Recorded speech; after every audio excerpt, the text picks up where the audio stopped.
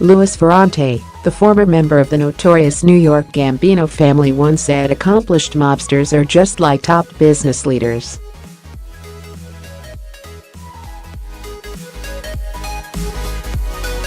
A new study supports this claim and has found the best educated mobsters become the highest earners, suggesting it's brains not brawn that got them to the top.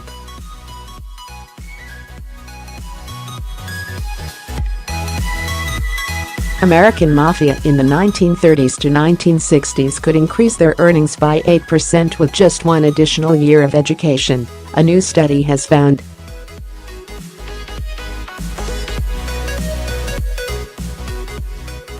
At 14, Al Capone, the infamous American mobster nicknamed Scarface, was expelled for punching a teacher.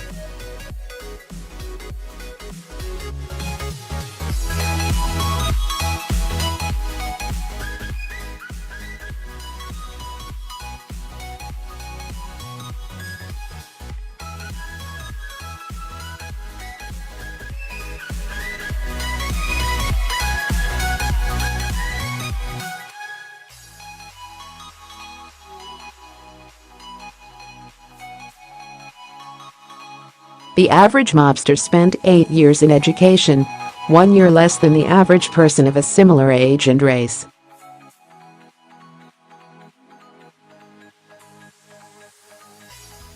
Joe Bananas founded one of the nation's most enduring mafia families. He studied at a well-regarded Sicilian nautical institute before migrating to the U.S. aged 19.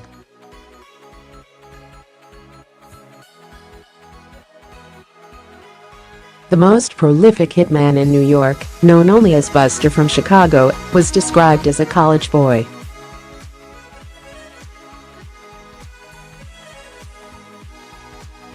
He died in 1931. Born in 1920, Louis Dragona was one of the top earners in the Los Angeles Mafia and spent 2 years in college.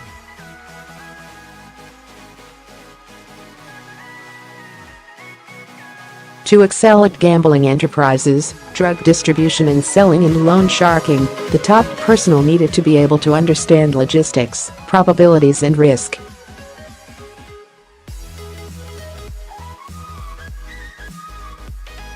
Researchers, led by Giovanni Mastrobuoni from the University of Essex, found the average mobster spent 8 years in education, 1 year less than the average person of a similar age and race.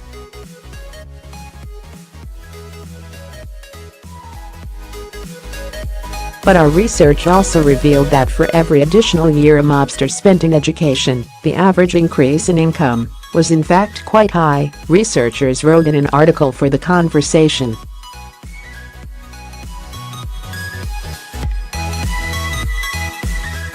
So although most mafia members did not attend school for very long, they saw a large economic benefit from any extra time spent there.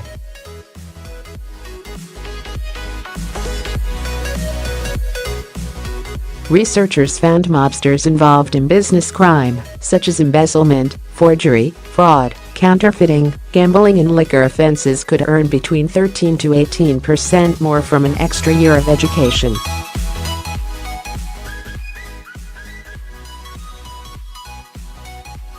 For workers from similar immigrant backgrounds, the increase was just 9%, researchers found.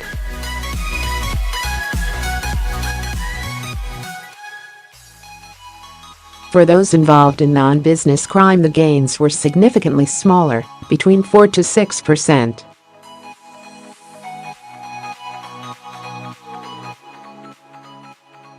Dr. Mastrobuoni was inspired by A Man of Honor, the biography of Joe Bananas Bonanno, writes The Times.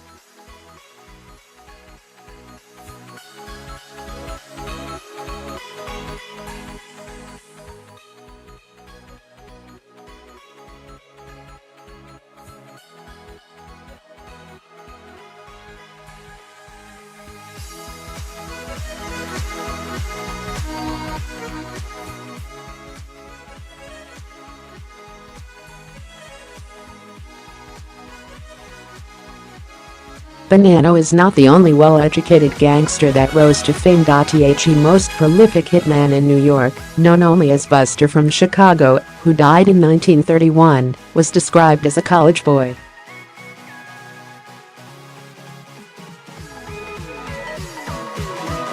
Born in 1920, Louis Dragona was one of the top earners in the Los Angeles Mafia and spent 2 years in college.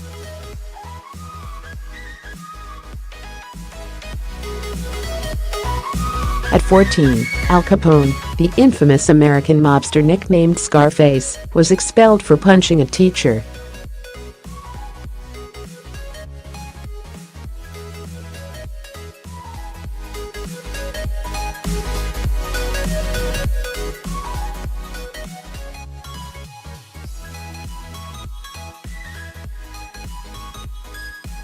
Although this may seem young, it was a year longer than most of their fellow Mafia members.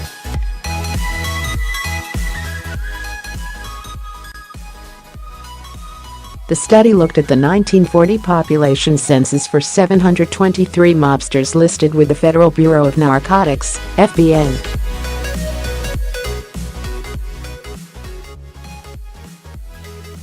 This database reveals the details of education attainment, occupation, wages, employment, address and housing value.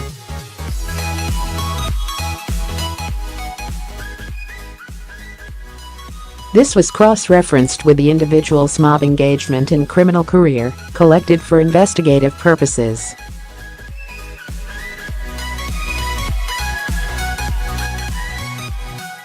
Our research also demonstrates how participation in the Italian-American Mafia allowed first- and second-generation immigrants of Italian origin to achieve fairly large economic benefits from education, researchers wrote.